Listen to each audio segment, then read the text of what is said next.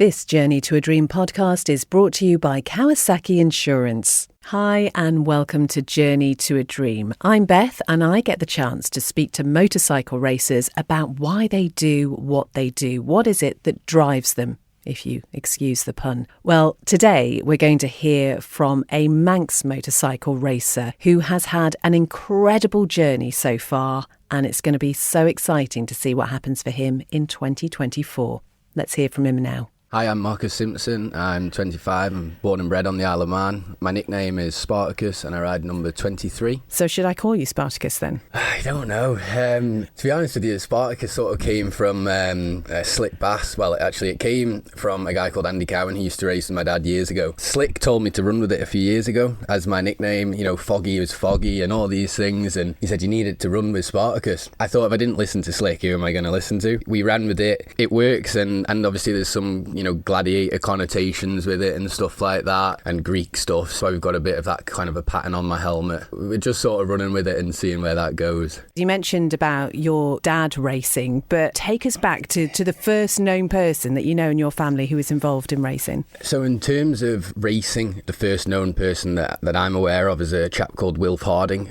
He was my great uncle. He raced in the Manx Grand Prix between 1930 and 1931, and then he graduated onto the TT between 32 and 34. He raced a Velicetti. I forget the guy who was one of his main rivals, but there was a guy who everyone would know his name, and he was a bit of a star back then. Then following him, there was a guy called Gilbert Harding, who was my great-granddad, and he had a bike shop just opposite the sea terminal down here, and some people who of maybe the old generation would know him as Tiger Tim. So he had a bike shop called Gilbert Harding. The nicknames are just in the family, aren't they? Yeah, I don't know where they come from. When my mum told me this yesterday, I was trying to figure out how they got from Gilbert Harding to Tiger Tim, and I came up with no clear explanation for that. But that was in terms of racing, so I know that the Harding family has been involved with trials and all sorts of stuff for a long time. This is all on my mum's side of the family. Following that, so my granddad, my mum's dad, was Ken Harding, and he was head of the Manx Motorcycle Club. He was also chief scrutineer at the Manx Grand Prix. Yeah, he was very involved with it all. That's where our connection to the Jeffries families comes through. Nick, who very kindly helped me last year with laps and stuff like that and advice, and he sponsored me a set of tyres and stuff. He's been really good to me. That comes through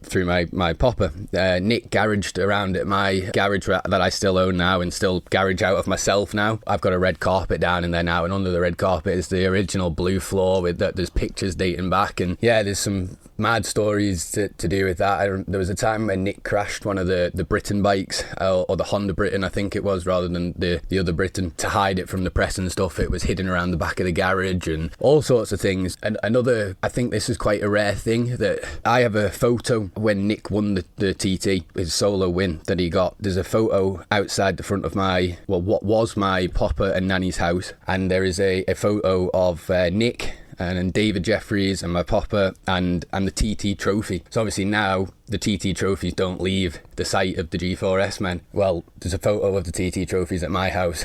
At what point do you remember motorcycle racing being something that you thought, that is what I'm going to do? I think in terms of remembering, it was probably sometime after 2004, so when I'd have been around 5 or 6. I do remember a school project at Cronkerberry, my primary school, so at some point before I was 11, and it was about your dream thing, and my thing I did was I dressed up in my motocross kit and did all this stuff. So wanting to be a racer has always been what I've wanted to do. I've always watched my dad up at Derby or wherever it was. I always thought I could do this better than you.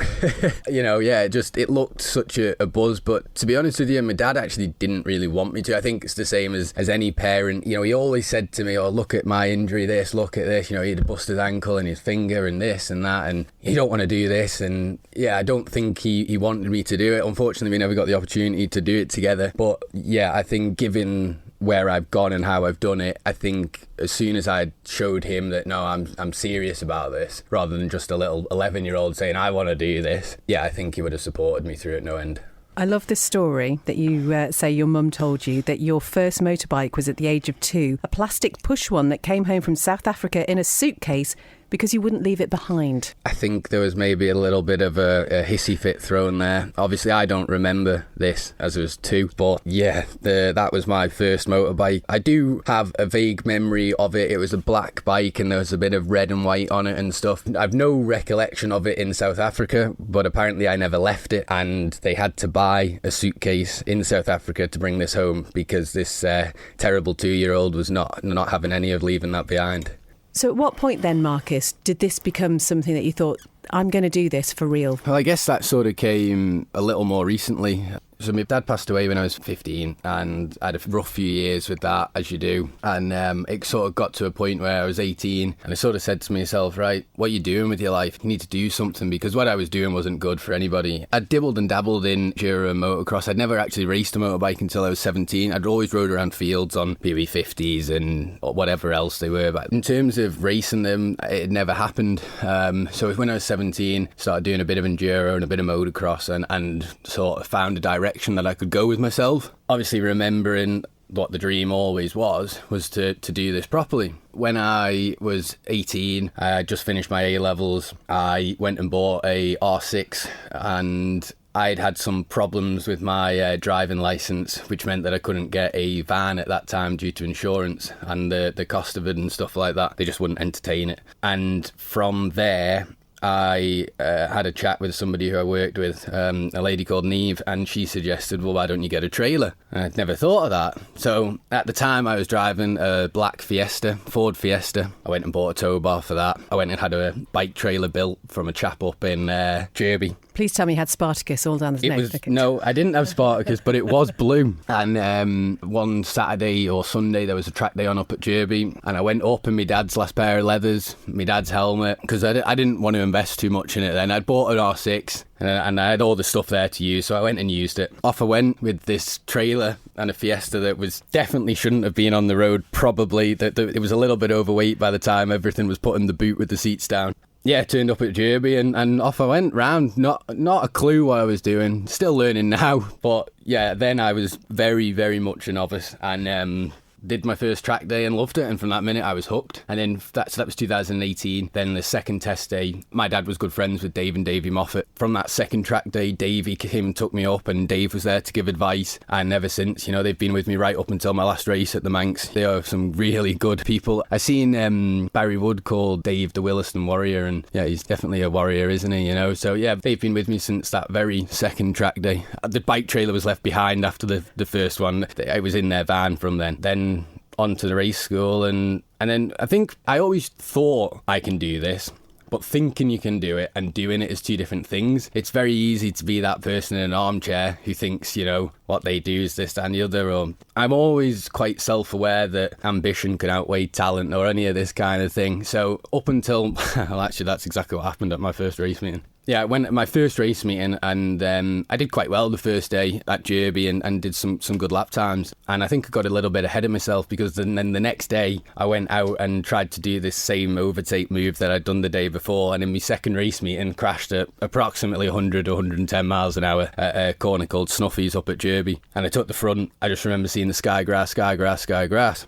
And me and my friends were going away that night on holiday, and it was a bit of a disaster, but anyway, we went away anyway. I was in a mobility scooter for a week, and it was quite entertaining at times. Obviously would have been more entertaining if I wasn't, but you got to make the best of a bad situation. I think probably from that first race meeting, I had a good idea. We could, maybe that wasn't just an idea in my head, maybe there was something there. Maybe it was from watching for all those years, because even if I wasn't riding, I was always watching. I always loved the TT, always loved the Manx Grand Prix, just love motorbikes. If it's got two wheels, I'll be on it, And there's no doubt, and we'll talk a little bit about the success you've had certainly recently, there's no doubt the talent is there. But in terms of putting that into reality, how could you maybe get across just what is involved in making that happen? Finance, time, just dedication. Yeah, it's definitely, dedication. I don't think there's a better word out there for it. Over the last 4 or 5 years while I have been racing, there's a lot of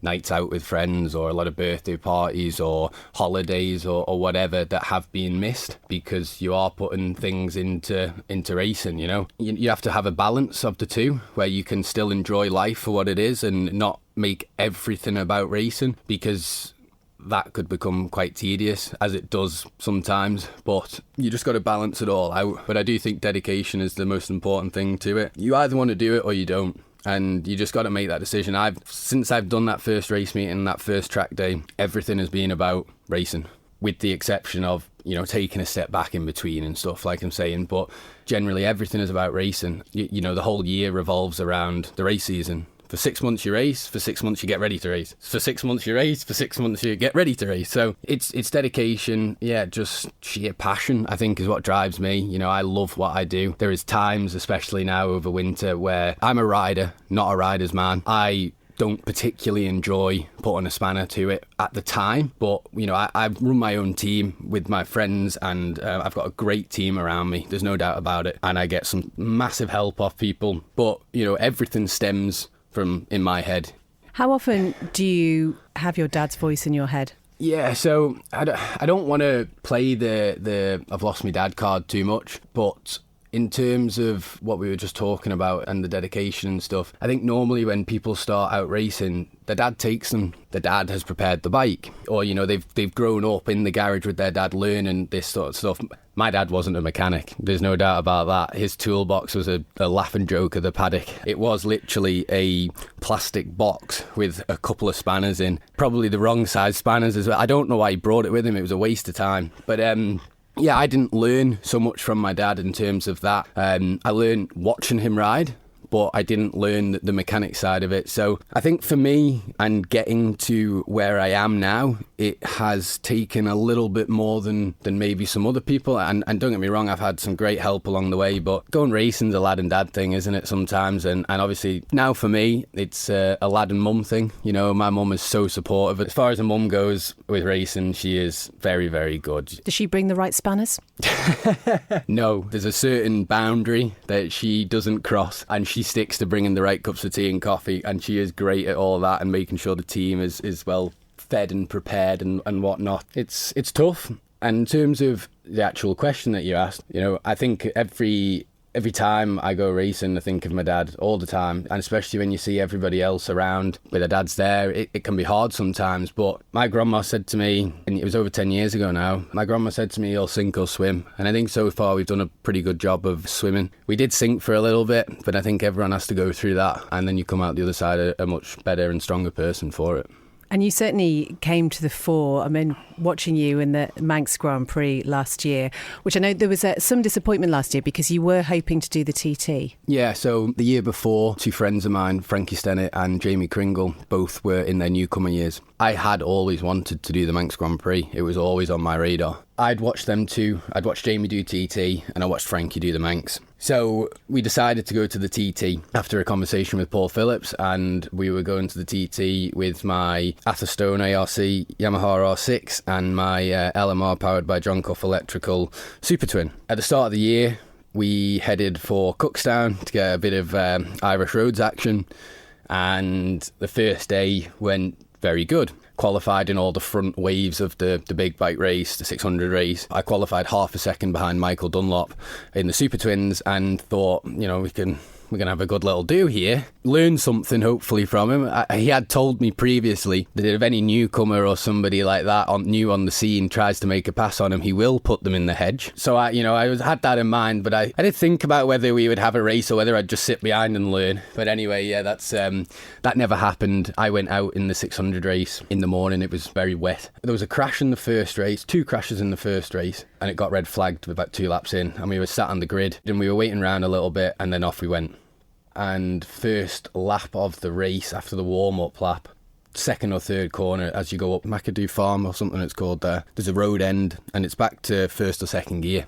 And I went out of that corner, and there's a little crown in the road. I've looked at my data since. This crash led me to have my biggest injury in terms of internal bleeding and a ruptured spleen of a grade 3, and it was pretty bad. It was also my slowest crash to date. It was 21.8 miles per hour. I touched the throttle to 35%, so I didn't particularly give it a handful or anything like that. It was just an accident. And I do believe in a little bit of, some things aren't meant to be and stuff like that. And for whatever reason, The TT wasn't supposed to happen, but following the crash, I jumped up straight away, and I ended up in the ambulance, and they were prodding round me, and I said, no, I'm fine, because all I wanted to do was go and race Michael Dunlop next. So I said to them I was fine, and I had a sore rib or so, but I had just gone straight up in the air and landed on my front. So I expected a little bit of pain. So I then went out in the Super Twin race after being checked over by the guys in the ambulance there, and I just couldn't get the knack of it, and I finished 4th, which not the end of the world, considering this is going to make a hell of a story in a few years in the pubs, because then I got off the Super Twin and I felt horrendous. I felt really awful, and I was in the truck and I didn't feel good, and the pain was going up and up and up, and it got to a point where I just couldn't sustain it anymore. So I decided to take myself back to the med centre. On the way over to the med centre, everything went bright white. I remember it, I was like, whoa, what's going on? Like, I thought I was about to pass out. But I didn't understand what was happening. And I went into the med centre, and a very good friend of mine now called Rosie, she brought me into this other room, and she could obviously see the colour of me. She could see the facial expressions. I was starting to close my eyes, starting to drop my head.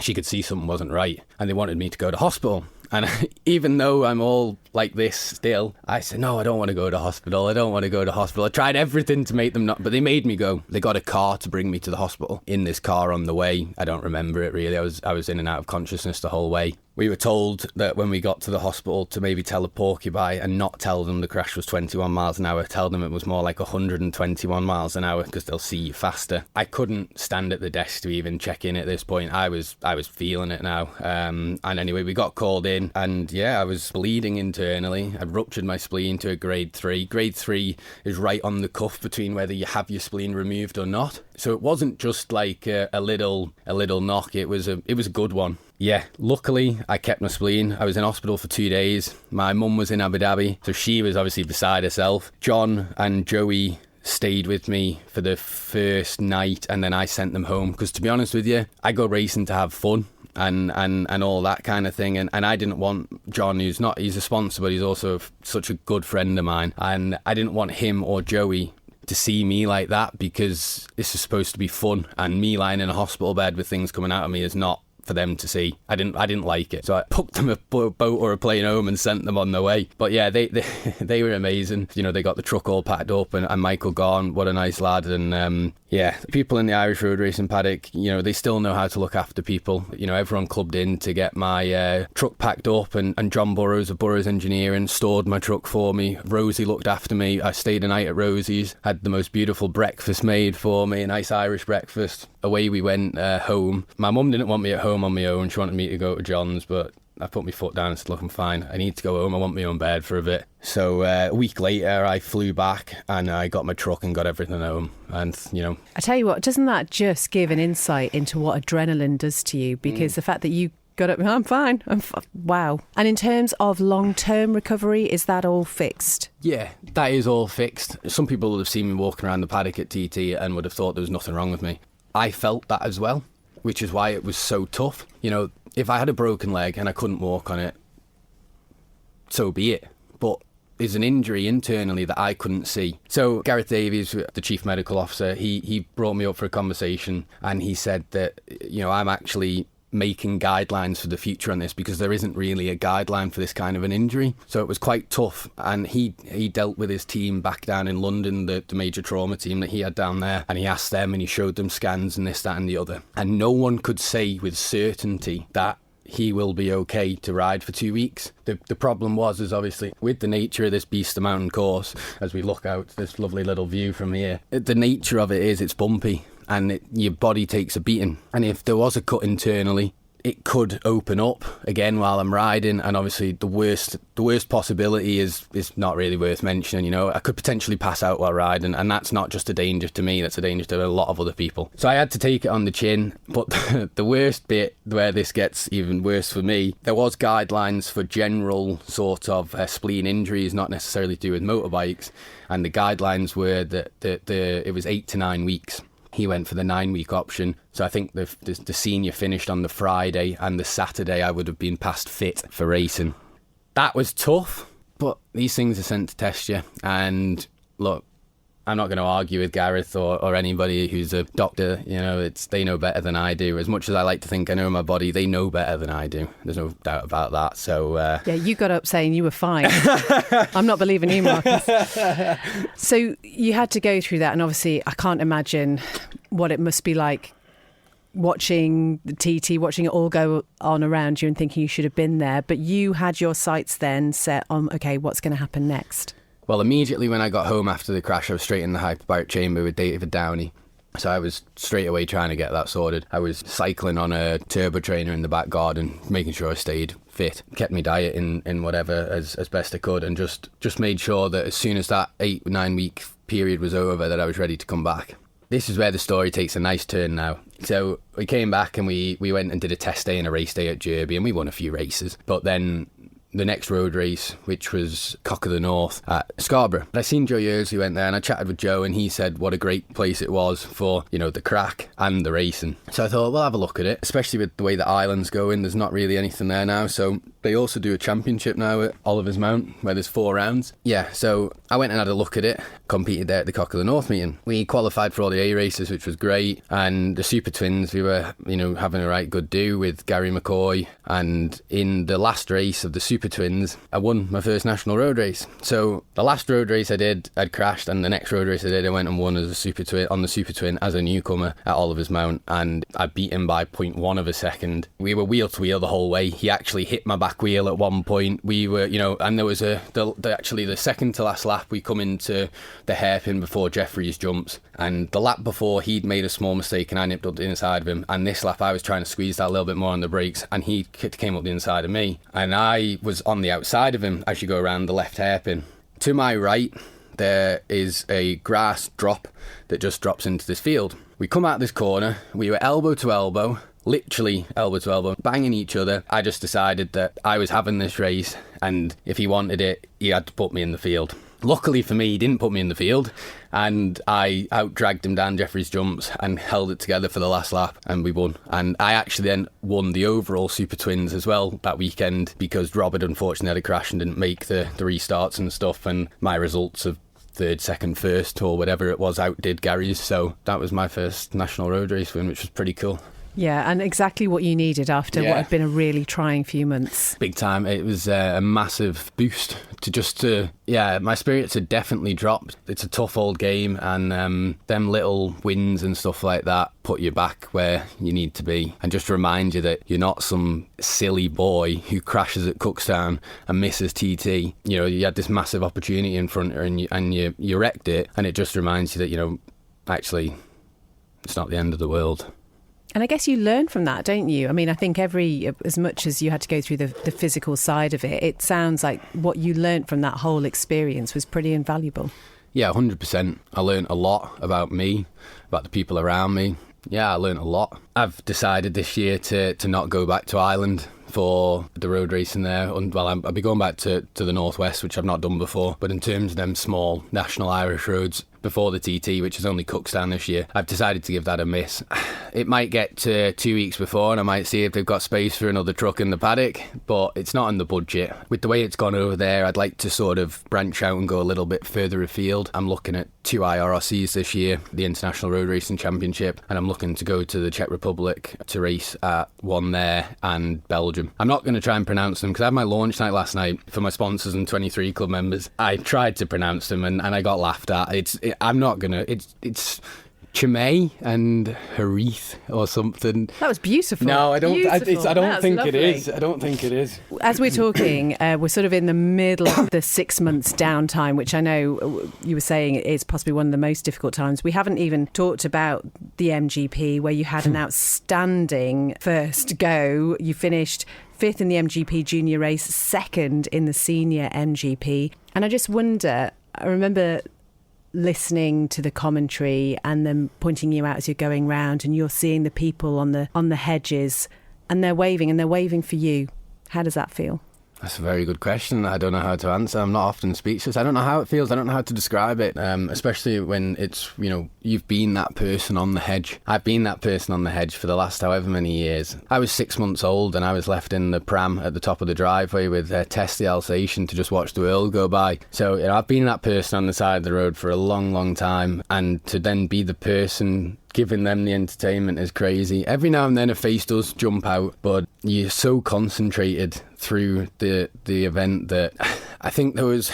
So where my house and garage is, just up the road from the Nook, Steve Oates lives in Governor's Hill there, and Steve Oates was one of my dad's friends as well, travelling Marshall Oatesy. He was just at a gateway after the bridge over to Governor's Hill, and he's there every lap waving me on. I seen him, I noticed him, but I was so concentrated on what I was doing, there was no sort of wave back like I thought I would do before. The last lap, I took my leg off and just sort of like let him know that I'd seen him. Yeah, the odd one jumps out at you, and it's surreal. It's surreal that I am living the dream, and it's hard sometimes. You have to just remember that you're doing exactly what you want to do. It's crazy. I don't know how to describe it. It's just crazy. So 2024, I mean, please God, it's looking like it's going to be a busy one for you. As we're sitting here at the start of February, it's hard to imagine, I suppose, how it's all going to pan out. How do you balance it between work? Are you working as well? No, I have been in, since I was 18, I've been in full-time employment. In 2022, when I started going road racing, I had to quit my office job because there wasn't enough holidays. That's what I mean about dedication, it's everything is for this. So I quit my office job and went labouring, which I didn't think I'd last 2 weeks at. It's not me. I did it for 2 years, and it was tough. The wet days, the cold days, the winters, and then trying to get ready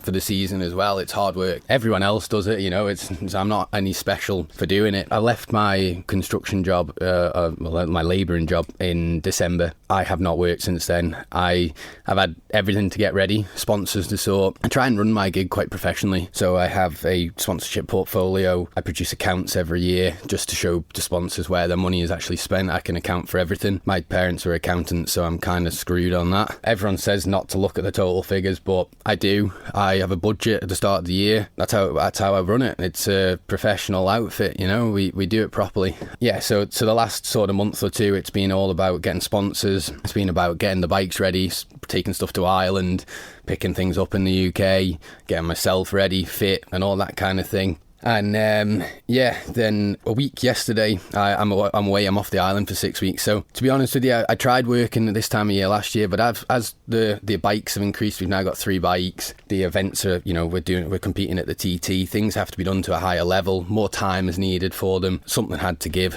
and I had to give up my job. I am fortunate that I'm in a position that I can do that. I have other avenues of things that come in, and I am in a position that I can take a 3-month break up until everything's ready. I go away for 6 weeks, and I'd have just messed somebody around. I would have been in and out for these last 4 weeks, and it just wouldn't have really worked out. So yeah, I'm away a week Monday, and that's involving Spain, building a new bike this year. Well, HM Racing, Aaron Hughes is building it. I was going to say, not you with your spanner. No. Triumph 765, we're going for the super sport class. To help assist with that, I'm away on Monday. I've got to go and pick an engine up from Hickey. I've got to bring it down to the south of London. We've got to get this in. These guys are also going to hopefully work for me at TT. So it's an opportunity to meet the team, spend a bit of time with them, and have a little nose at this new bike. And then off to Spain for a couple of weeks. We've invested, between myself and my friend and sponsor John, we invested a lot of money in new bikes this year. And I am of the thought process that I don't want to take all year to know what we've got. So I want to go to Spain for a couple of weeks and invest a bit more money now to reap the benefit of the other investment we've put into these new bikes when the year starts. I want to hit the ground running. And in terms of sponsorship, are you where you need to be? Are you open to other offers? How does that work? I am very fortunate. I have a great team. And when I say team, I do mean the people who you see at the racing, and I mean the people who back me as well. We couldn't do this without everybody. This is a team sport. People see the one person on the line and the person going off, but there's so much that goes into it with the team before that.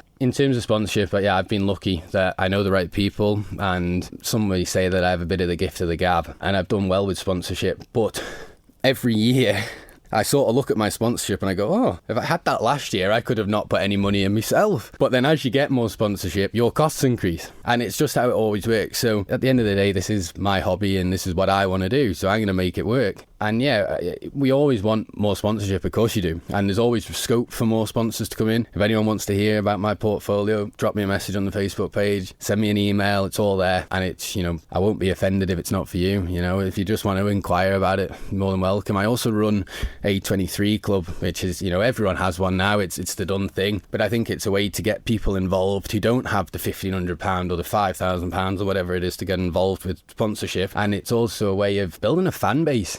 And like last night we had my launch night at the Blind Pig. My mum set that up with her partner Dave, and then they've sold it to a chap called Dennis, who's one of my sponsors, the Windsor Coffee Co. Dennis very kindly still lets me use that as a venue to have my launch night. So we had my launch night last night. It's an opportunity to chat to everyone who's given me a few quid. We handed out their hats and t-shirts and stickers and stuff, and I like to give back. If somebody gives me 123 quid or £5,000, whichever end of the scale it is, I'd like to try and do as much as I can for that person. And obviously there's only so much you can do, so a little evening like that with everybody, it's nice, it's great. It's a chance to chat to them all and tell them face to face. They're also added onto an emailing list, and they're provided updates throughout the year, and I'm told they're very good. I don't know if they are or not, but I am told they are, and they're received well. So if anyone wants to know more about any of that, please get in touch. Perfect. We'll put the link on the podcast page. So much more we could talk about, Marcus. I mean, you are a member of the Tommy Club already. I just want to know, if we're sitting here fast forward at the end of the 2024 season, what is success going to look like to you? What would that be? Big bike at the TT. Like the Manx last year, I had no target, I had no goal. Like I said to you before, I go into things with an open mind that actually it might not be for me. I might have gone out on that course and not have done as well as I did. I'm aware of that. So like I was aware of that last year, when I get this big bike round there, it might not work for me. But I think with the size of me, I'm not a little bike rider. People say it, I can definitely improve on them, but generally I think the big bikes are going to suit me more. So success to me this year will be ticking a box on the big bike. I don't know what the box is. It's not go and do 125 or any of this. It's just about learning and just showing myself more than anything I can do this. Marcus, it's been brilliant talking to you. Can't wait to catch up at all the events that you're doing, and we wish you all the very best. Thank you. Marcus Spartacus Simpson. So great to talk to him. You can find the links to his pages on the podcast page. And as ever, if you have a story you'd like to tell, I'd love to hear from you. BethSB@manxradio.com is the email address. And until next time, take care. Bye-bye. This Journey to a Dream podcast has been brought to you by Kawasaki Insurance. Visit their website, kawasaki-insurance.co.uk, to find out how you can get covered.